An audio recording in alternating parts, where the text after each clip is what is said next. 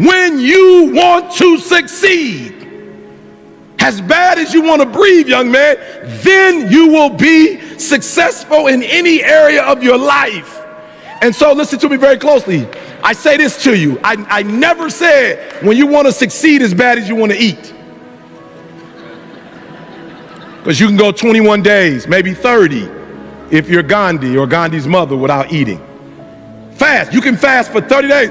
I never said when you want to succeed as bad as you want water, because you can go about 3 days or so without it.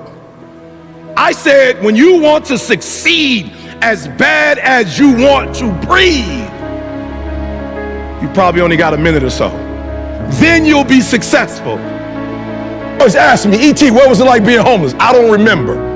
What was it like eating out of trash cans? I don't remember. I ain't on that. Let me tell y'all the hardest part of my life. The hardest part of my life was not being homeless. I ain't had no dreams or no goals. I didn't want nothing. Eating out of trash cans wasn't the hardest thing I've ever done. The hardest thing I ever did was get my GED, go to college, study every doggone day and still fail. That's hard. That's hard. When you writing a paper for 3-4 weeks, you turn it in and you still get a 2.0. That's hard. It's hard when you're in the library and you studying and you read and you take the test and you get a 55. That's hard. So what I want you to understand about a breakthrough is that 90% is work, but the last 10%, that's fight. Listen to me. You don't get a breakthrough by working. You get a breakthrough when you fight. And I had to fight. I had to stay up all night. The thing I want you to do for real, I need you to take care of yourself. And the way we burn out is that we put everybody else first. And then what happens is the plane is crashing. This is teachers, I love us. The plane is crashing and we're putting the oxygen tank on everybody else. And they're taking it and taking theirs. Like, so they're sucking theirs and they have yours. Now I need you to do me a favor. Number one, when you leave today, I need you to take care of yourself, right? And I need you to know that if you don't take care of every single thing, some kind of way will be taken care of. But if you burn out, we already lost. I'm talking to the Creator at 3 o'clock in the morning, and I ain't where I want to be. And I'm like, God, I ain't where I want to be. And he was like, you stop being a victim. I said, what you mean a victim? Well, it ain't my fault my mom got pregnant at 17. It ain't my fault my daddy wasn't there. It ain't my fault they couldn't get along. It ain't my fault. He said, boy, you grown. You ain't 10 no more. The decisions you make right now is up to you. You crying about something that happened to you when you was a kid. You ain't even no kid no more. You a grown man. Take full ownership. The stupid stuff you doing, your parents didn't make you play no video games. And what you crying about? So what, your daddy wasn't there? Your mama ended up getting married. What you crying about? He went to work every day. He never beat you. He never abused you. Your mama did the best she knew how to do. What you crying about? You grew up in a house. What you crying about? You was never sexually assaulted. What you crying about? Till somebody beat your butt because you did something you wasn't supposed to do? What you crying about? Nobody just came home and started whipping you. Man up. Principle number 2, man up, stop crying. So I'm working with the Cleveland Cavaliers. I'm talking about, I've been getting up at 3 o'clock in the morning. I'm putting videos out. I'm doing my thing. I never forget, y'all. I never forget. So I looked at the best of the best motivational speakers. And I told y'all what I saw, right? And so one time we ordered one of the top motivational speakers. We ordered some of his content. Like I'm studying my competition. My man, I'm talking about he fire. He one of the best of the best. But I called my man. I wanted to get one of his DVD series, one of the CDs. How long do you think it took for me to pay for it? And then how long you think it took to come? How long? Well, don't say forever. Give me a time frame. A month. Yep, 3 weeks to a month. I study my competition. I'm like that. Oh, my man, fire. My man, fire. My man, oh, fire. My man, oh, his use of word. Oh, my man, his presence. Oh, this is phenomenal. But when I studied all of them, it take 3 weeks to a month to get their stuff. I said, bingo, I got them. I got them. I'm going to go on YouTube and give my stuff away. Because guess what? If you're going through a divorce, you ain't got 3 weeks to wait on no doggone video. If your mama got cancer or you got cancer, you ain't got 3 weeks to a month to wait for your video. So I'm saying they better than me, but they will not outwork me. I will get up every day and put some on. Anybody ever been on YouTube and you saw some of my stuff on YouTube? Just raise your hand. You ever saw my stuff? Did you see my stuff come on at 10 o'clock in the morning? Come on, be real. You ever see my stuff coming at 8 o'clock in the morning? No, my stuff come when?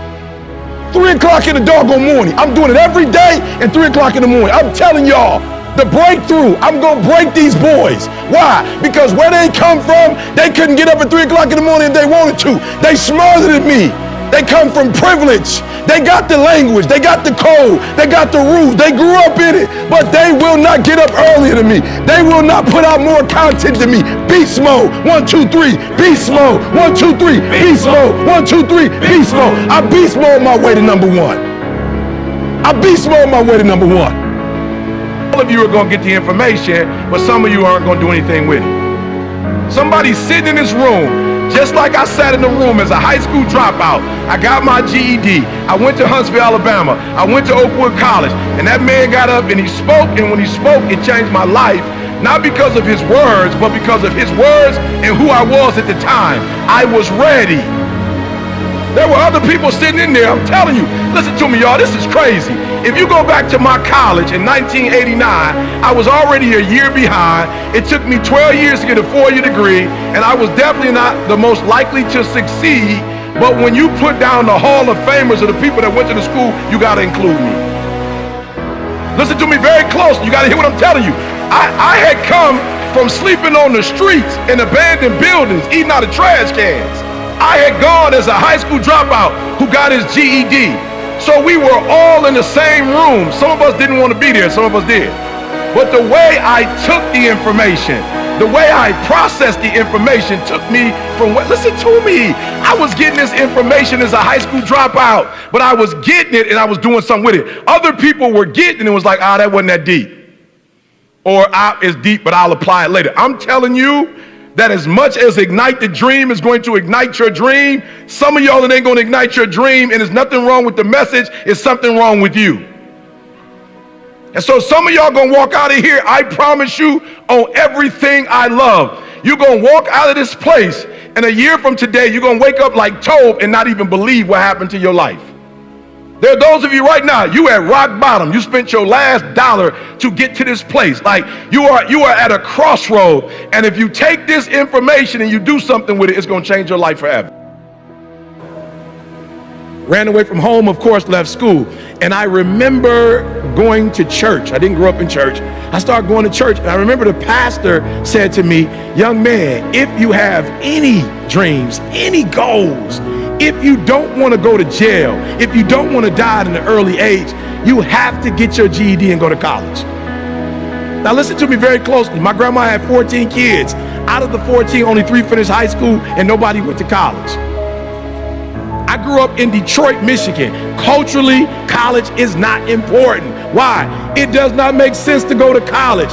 Whether you finish high school or not, you're only gonna land up at the plant, Ford, GM, or Chrysler. So culturally, I never took school serious.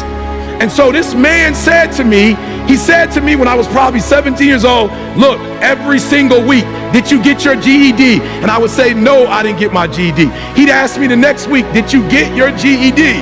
As soon as you get your GED, I'm sending you out of Detroit, I'm sending you to college. I said, sir, no disrespect, but my family does not do college. My mama barely finished high school. She got pregnant with me her senior year in high school. My grandma didn't go to school. My uncles didn't fit. We don't do school. He said, I don't care what your family does or does not do. You have a gift. You have an anointing on your life, young man. Mike Tyson won before he fought. You don't win a fight when you fight. You win. If you're a beast, you win the fight before the fight. So go back to your homes, and I want you to go on your little machines and put Mike Tyson. And you will watch Mike Tyson. I'm talking about, for real, when you hear the word Iron Mike Tyson, you think my man coming out 6'2", 250 pounds. Mike Tyson come out, my man about 5'10", 5'11". He looking up to dudes like, what? And when Mike look at them in their face, Mike look at him like, I swear you don't want none of this. I swear, I promise you, when the bell rings, when I hit you once, you just better fall. Because if you do not fall, I promise you, you will feel pain like you have never felt before. My man wasn't 6'8". My man wasn't tall, he wasn't big, but my man was a beast. And when they would go ding, ding, ding, Mike, bop, bop, and boom, they fall. Go back and watch it. Like I used to be pissed. Me and my boys paid $50. We paid $50. We got the snacks. We got the wings. We ready for the fight, y'all. I'm keeping it 100. I ain't playing. Ask somebody older than you. I'm talking about we go like, oh, the fight about to come on. 25, get your, all right. Go grab the wing. We go grab the wings and come back. My boy like, it's over. I'm like, you lying, bro. You know how long it took me to make that $50 at the Olive Garden on tips, bro? you lying, bro. It's over. It's like, it's over, E. Soon as they hit the bell, Mike came out, boom, boom, boom. Over, done. So what I need y'all to do, man, imano, man to man, I need y'all to, first week y'all come out, I need y'all to come out so doggone strong that when teams come on the field, come on. Don't just say it, lock the gate. Don't just say it. Don't just say it, sound cute, you wearing a t-shirt. Don't just say it, lock that joke for real. Get to the point this season that when they come out on the field, they're like, we don't even want none of this. I'm asking you to do me a favor. Whatever your favorite TV programs are, don't watch them, because that's why you are where you are right now. Whatever they are, don't watch. Call your homie and say, I know we cool, but just give me 30 days. I just need 30 days by myself.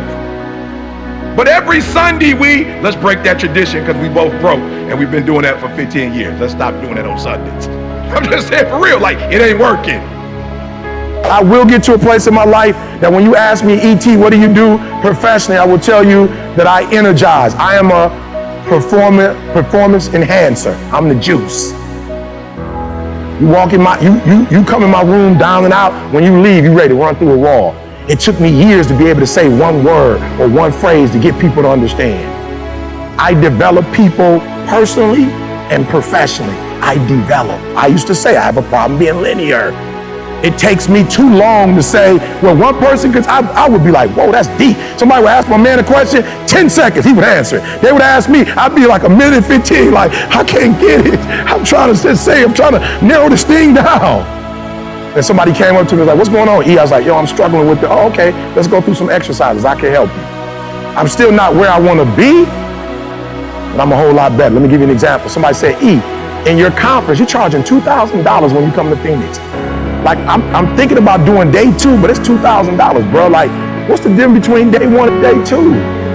I was like, in day 2, we're going to customize. He was like, customize? I was like, yeah, call me Tony Starks. I said, see, Superman, whether he got on an outfit or not, he's still Superman. He was born with natural abilities. You weren't born to execute. You're not Superman, but I'm Tony Starks. I'll make a suit that will make you a super executor. And then for those of you who really know Tony Starks, he just didn't make himself a suit. He made Spider-Man a suit. And I'll be your Alfred, Batman. You are a normal person. I'll make your suit, your car, he's like, yo, where do I sign up, E? I'm all over the place. I need that customized. I was like, I got you. Boom, I know how to say it in a way now where it's simplified and somebody can understand it in 30 seconds. Skills per se. That's not what you need. But what some of you need is to go from 70% to 120%. Some of you need to go from 80% to 120%. And listen to me, I understand. I just left Florida. I won't say the city or the school. And I did a program all day, and I did something for parents. Of the 2,500 kids that go to school, only about 50 parents showed up. And some of them were married, so it wasn't even just 50, right? But it didn't bother me because I said to myself, listen to me very closely, the reason why I'm giving 120 is because your daddy's not in your life. The reason why I'm giving 120 is because your father's in prison. The reason why I'm giving 120 is because your mom is working 2 jobs. The reason why I'm giving 120 is because your grandma is raising you. The reason why I'm giving 120 is because you live in a community where education is not valued. So I don't care what you do academically, when you leave here, you can't go and get credit for getting A's. that in your neighborhood, in your community, nobody affirms you for reading at a certain level. Nobody affirms you for doing well on your ACT or your SAT. Where you come from, education is not affirmed. So even if you are a scholar, you have to keep it to yourself. You have to suppress it. So the reason why I give 120 is because your daddy's not there to give 80, and your mama's too tired to give 100, and your grandma is washed out, so she's giving 50. So I don't just want to be an educator. I don't want to just change the trajectory of their lives. I want to do it as bad as I want to breathe.